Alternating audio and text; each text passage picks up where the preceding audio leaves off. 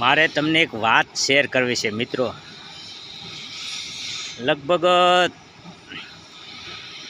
30-32 વર્ષ પહેલાં અમે હારે ભણતા તે મિત્રનો 2 દી પહેલાં ફોન આવ્યો। એટલે ફોન આવ્યો એકાબીજાએ શું ચાલે છે ને બધું, તું શું કરશો ને મેં પૂછ્યું તું શું કરશો ને, તો બધી વાત થઈ। તો એને જૂનાગઢમાં 3 સિંગદાણાના કારખાના હાલે છે ને મારું ધંધાનું વ્યવસાય પૂછ્યું, જે અમે 7 ધોરણ હારે ભણ્યા અને બહુ મજા આવતી।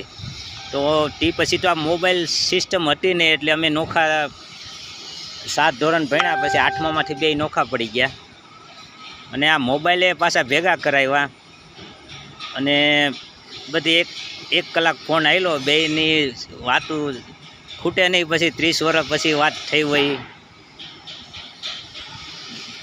ધંધા વિશે ને બધી, તો બહુ આગ્રહ કર્યો કે તારે જુનાગઢ આવવાનું જ છે। આપણે ઘણા વર્ષે મોબાઈલ વાકે આપણે કોઈ દી ભેગા થયા નહીં। મેં કીધું હું આવી જરૂર આવે।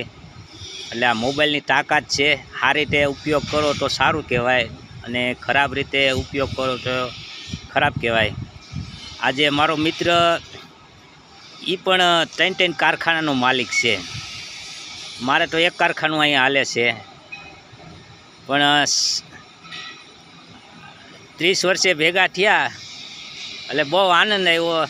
અને પછી રમૂજી વાત કરી, મેં કીધું સાંભળે છે ભણતા તે મેં તેને પાણીની બોટલ ભરવા મોકલ્યા હતા, એટલે તમે કોમેન્ટ કરી અને તમે એમાં પેશાબ કરીને આવ્યા અને મેં જોયું, મેં કીધું લે આમાં તો આવું કરીને આવ્યા।